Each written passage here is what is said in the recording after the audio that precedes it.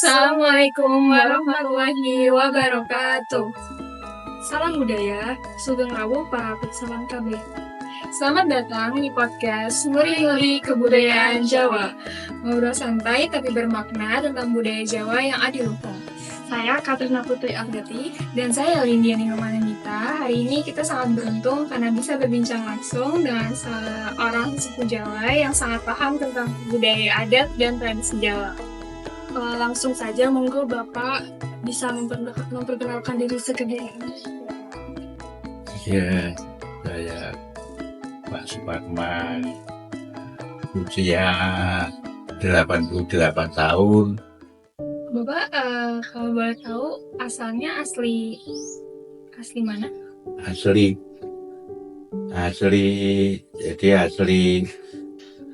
desa Lembel Kidul, Kelurahan Tanggungarjo, Kecamatan Tanggungarjo, Kabupaten Grobogan. Asli. Berarti emang dari kecil sampai besar di Ya, sini? mulai dari lahir sampai tua, saya berdomisili di sini, di Ombel itu.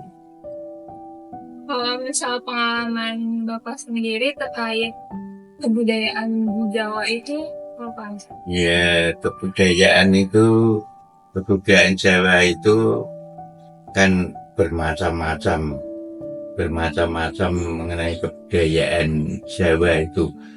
Dari dulu ada kebudayaan yang berupa seni, ada seni tari, seni ya, suara, ada seni bermacam-macam. Kalau budaya di sini itu bermacam-macam. Seni-seni yang berupa pertunjukan itu ada ya wayang kulit, ada seni tayub, ada lagi seni ketoprak, ada seni, banyak seni sini. Ada seni itu ludruk, itu banyak kesenian di sini. Itu jadi bermacam-macam seni ada di daerah sini. Itu dari kecil Bapak udah diajak sama orang tua buat ngeliat pertunjukan itu? Iya, kalau dulu saya orang tua nggak ngajak, tapi saya sendiri ikut terjun dalam perkumpulan itu. Ada wayang orang, ada ketoprak, itu saya ikut terjun dalam seni itu. Oh, berarti dari cerita Bapak ini udah kelihatan ya kalau dari dulu udah akrab dalam muri-muri budaya Jawa. Iya, dari dulu memang dari kecil saya sudah ikut terjun dalam seni-seni. Ya, tidak semua seni, tapi ada ya seni seperti itu. Ada seni mengikuti jejak seni tayub, seni wayang orang, itu saya mengikuti dari dulu. Dan saya juga pada waktu dulunya senang itu nanggap seni-seni itu banyak yang saya itu suka. Jadi saya nguri-uri itu mengenai ada seni tayub, seni wayang kulit, seni wayang orang, seni ketoprak. Itu saya dulunya selalu mengikuti itu. Kalau boleh tahu Pak, menurut Bapak ini budaya Jawa itu sebenarnya mulai dari mana sih asal usulnya? Mungkin bisa diceritakan melalui dari peperangan gitu. kalau di sini itu dulu-dulunya yang gerak itu dimulai dari pengertian saya itu dimulai dari zaman itu apa namanya wali-wali itu baru dimulai sepertinya seni wayang kulit itu baru dimulai zaman wali Sunan Kalijogo itu baru dimulai ada pengertian itu.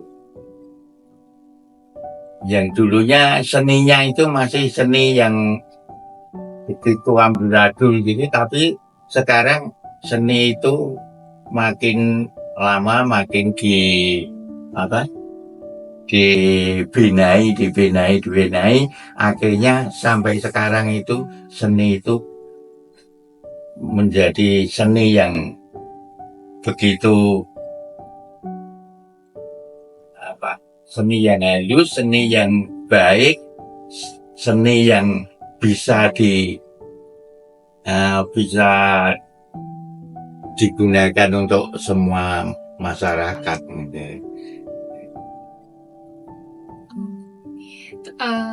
Berarti budaya Jawa itu hasil dari perjalanan panjang sejarah ya Pak? Iya. Makanya wajar kalau misalnya isinya itu penuh filosofi dan ajaran kehidupan. Iya. Nah, dari situ kami jadi penasaran nih, Pak, kalau kita bahas lebih dalam soal kesenian adat dan tradisi Jawa. Sebenarnya kesenian adat dan tradisi itu gunanya untuk apa ya, Pak? Untuk kehidupan masyarakat, pentingnya itu apa? Ya, pertama-tama guna kesenian itu untuk menghibur masyarakat. Jadi guna menghibur karena pelepas lelah begitulah. Jadi kalau selalu bekerja yang terlalu kan ya ada lelahnya lah, itu ada seni bisa digunakan masyarakat untuk menghibur masyarakat atau menjaga kerukunan masyarakat. Itu mulanya begitu. Jadi seni itu adalah untuk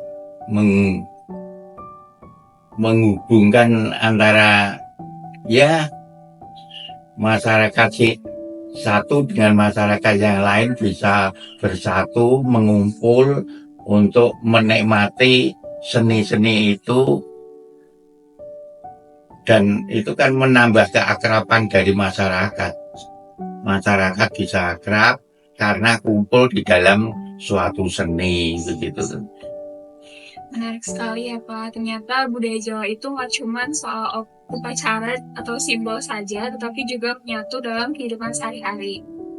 Salah satu bagian yang paling menarik dari budaya Jawa itu adalah keseniannya, mulai dari musik, tari tradisional sampai pertunjukan tradisional. Menurut Bapak sendiri, kesenian Jawa itu apa sih yang masih sampai sekarang dikenal dan sering dipentaskan? Ya, kalau dulu seni itu sebetulnya banyak sekali ya, seperti ada itu permainan Nini Towo, ada permainan itu permainan itu yang berhubungan dengan olahraga seperti Gubak Sodor, ada Sundamanda, ada, dan kalau tari itu ya tari tayub, tari gambyong, itu sampai sekarang yang masih diuri-uri, yang masih populer di dalam masyarakat itu pada waktu ini ya itu sampai sekarang itu masih itu ya seni tayub, seni ketoprak, dan seni wayang orang, seni wayang kulit itu yang sampai sekarang masih tetap diuri-uri. Kalau lainnya itu ya tinggal kadang-kadang saja digunakan, tapi yang pasti itu sampai sekarang itu yaitu ketoprak, ada seni tayub, ada seni wayang orang, seni wayang kulit itu yang sampai sekarang masih berjalan diulingi. Kalau dari beragam kesenian-kesenian itu tuh sebenarnya apa makna atau pesan yang bisa kita ambil berdasarkan kesenian-kesenian tadi?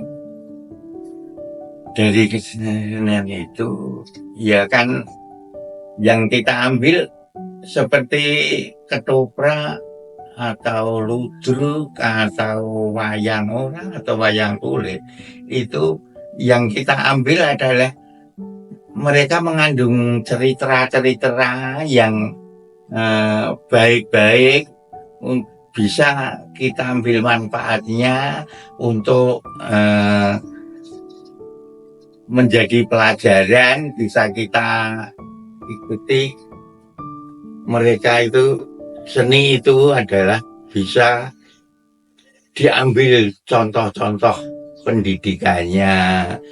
Dalam cerita-ceritanya itu banyak mengandung filosofi utawi contoh-contoh yang bisa kita ambil manfaatnya. Jadi banyak manfaat dalam kebudayaan itu. Pakai geraknya itu bisa, ceritanya bisa,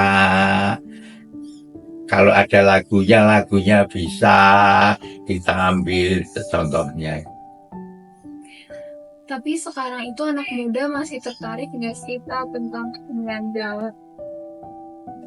Tentang anak muda itu ya karena begini, anak muda itu biasanya berkelompok-kelompok. Ada juga yang anak muda yang masih condong ke seni-seni Jawa atau budaya-budaya Jawa, ya ada, tapi juga ada yang meninggalkan itu, dia mengikuti seni-seni lainnya. Jadi tapi masih banyak yang mengikuti seni-seni tradisional, itu masih banyak sih, masih itu menjadi itu sekolah dalang, sekolah karawitan. Itu berarti kan dia mempunyai maksud untuk ingin selalu masih menguri-uri kepada banyak di sini sekolah dalang, sekolah karawitan di SMKI, di ISI itu masih banyak. Jadi masih banyak yang akan menguri-uri kebudayaan Jawa, itu masih banyak. Ternyata masih banyak ya kayak pemuda-pemuda yang nguri-nguri kebudayaan Jawa. Masih banyak. Terus sekarang saya mau berbicara tentang adat dan tradisi Jawa seperti mitoni, selamatan, dan ruatan. Sebenarnya itu punya makna atau tujuan tertentu nggak sih Pak? Ya, mempunyai tujuan tertentu. Tujuannya ya yang jelas, istilah selamatan itu adalah bermaksud meminta kepada Tuhan supaya diberi keselamatan. Namanya saja selamatan. Nah itu mohon kepada, jadi kalau apa saja kalau tidak dengan mohon itu tidak mungkin diberi. Nah, maka kita secara tradisi ini mohon kepada Tuhan dengan cara selamatan.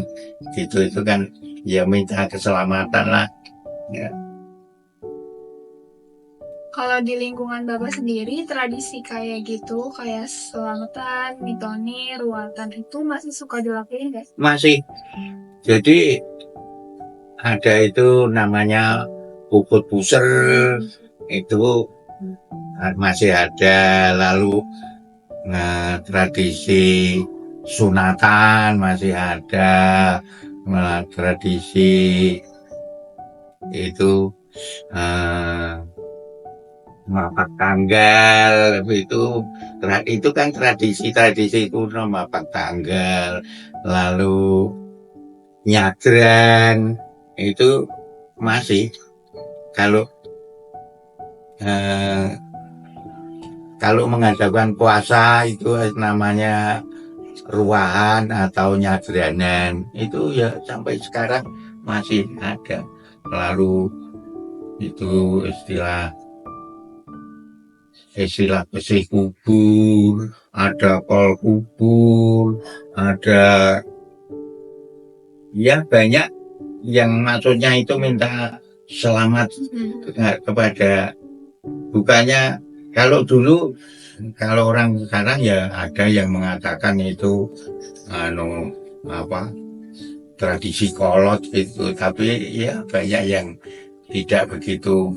Itu memang sudah tradisi, sudah menjadi mendarah daging kepada orang Jawa kok. Orang Jawa tidak bisa tidak boleh selamatan. Orang tidak mau, mesti harus. Jadi harus selamatan. Kalau tidak kok itu makruh, tidak. Itu bagi orang Jawa itu suci. Supaya tradisi tersebut terus berjalan kayak sekarang ini, gimana sih cara mempertahankannya, Pak? Ya, itu memang kalau seni itu halus. Jadi seni itu ya caranya kebanyakan itu membutuhkan kesabaran. Jadi generasi yang lalu itu ya mendidik tuh anak-anaknya, cucu-cucunya, diajak dengan cara itu dimasukkan dalam sanggar-sanggar, diadakan latihan-latihan, itu mulai dari kecil.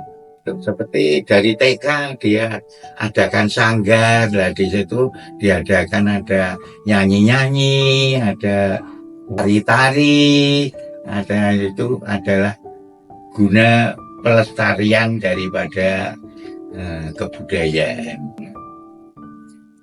Kalau ngomongin soal tradisi Jawa, itu kan kita nggak cuma bicara tentang adat ya Pak, tapi ada juga kepercayaan dan cara hidup yang diwariskan secara turun-menurun. Salah satunya itu ada kepercayaan kejawen.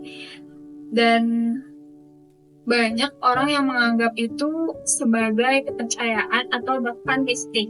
Sebenarnya bagaimana sih pandangan Bapak sendiri tentang kejawen? Ya, begini. Sebelum Islam itu datang di agama itu seperti yang dianggap agama seperti agama Islam, agama Kristen, agama Buddha, agama Hindu. Itu di Jawa itu sudah ada, orang sudah percaya bahwa manusia hidup itu ada yang menghidupkan. Nah, dengan cara kita itu, kalau sekarang orang-orang mengajaknya itu sholat atau sembahyang. Nah, kalau dulu itu ya menyembah istilahnya. Kalau dulu ya perlu kita menyembah kepada Tuhan gitu. Itu dengan juga dijalankan dengan hikmat, itu dengan benar-benar pakai hati, jadi pakai perasaan yang halus supaya kita itu bisa ketemu Tuhan, itu kita bisa menyatu kepada Tuhan. Itu memakai cara-cara ya bermacam-macam. Pokoknya kita itu sebelum datangnya itu orang Jawa itu semuanya mempunyai kepercayaan, percaya bahwa Tuhan itu ada, itu dengan pakai nurani, jadi pakai perasaan, pakai itu cara penyembahan. Nah, dengan majunya zaman, lalu kedatangan dari kedatangan agama-agama lain seperti datangnya agama Hindu, datangnya agama Buddha, datangnya agama Kristen, datangnya agama, semua kan agama-agama itu kan tidak dari Jawa, semuanya kan dari luar Jawa semuanya. Tapi sebelumnya datangnya agama-agama itu kan orang Jawa sendiri kan sudah mempunyai cara menyembah. Kalau sekarang kalau Islam ya sembahyang atau sholat, dulu orang itu ya nyembah kepada itu dengan cara biasanya dengan memohon itu dengan cara tirakat. Tirakat itu dulu orang kalau tirakat itu ada yang kosong, ada yang tidak tidur, ada yang jadi macam-macam caranya itu orang Jawa dulu nyembah kepada Tuhan itu macam-macam. Tapi dengan perasaan, tidak dengan, jadi masing-masing mempunyai bahwa kalau dulu orang itu mempunyai kepercayaannya memang kuat dulu, kuat. Mungkin sampai sekarang masih banyak kepercayaan. Jadi bukan agama saja, tapi kepercayaan saya kira masih ada juga kepercayaan kepada jadi bukan Islam saja, bukan Kristen atau Buddha atau Hindu, tapi kepercayaan kepada Tuhan Yang Maha Esa pun masih kuat, ada masih. Jadi sebenarnya itu kejauhan lebih ke cara hidup sehari seperti menyembah, bertirakat yang dilakukan dengan perasaan tulus dan hikmat begitu ya. Bukan cuma soal kepercayaan aja. Kalau dalam kehidupan sehari-hari, kira-kira nilai-nilai kejawen apa aja yang masih cocok dan bisa dipakai oleh anak muda saat ini, Bapak? Kalau anak muda gitu ya masih, ya namanya saja manusia hidup itu kan ya mungkin di sini tidak, mungkin di sana ya. Jadi tetap, saya kira tetap sampai sekarang mengenai anak muda itu tetap mengikuti alur dari sejarahnya. Jadi ada yang sampai sekarang selalu mengikuti, karena ini sudah zaman ke zaman dulu kakek moyang saya atau orang tua saya, ayah saya, ibu saya itu kan ya selalu sampai sekarang ya masih seperti cucu-cucu saya, buyut-buyut saya mungkin sampai sekarang ya masih mengikuti jejak itu, meskipun tidak 100%, tapi juga alurnya itu masih mengikuti kebudayaan. Terus menurut Bapak, apa yang bisa dilakukan agar pemahaman tentang kejawen ini nggak disalahartikan dan tetap menjadi bagian penting dari identitas budaya Jawa? Ya, kalau seni Jawa atau budaya Jawa itu tetap dipertahankan oleh orang-orang Jawa itu tetap dipertahankan. Tidak mungkin akan boleh dihilangkan, itu tidak boleh. Tetap bagaimanapun seni atau budaya Jawa itu tetap bangsa Jawa terutama Jawa Tengah itu tetap melestarikan, tetap meluhurkan, tetap diuri-uri, tidak mungkin akan boleh dilepas begitu, tidak boleh.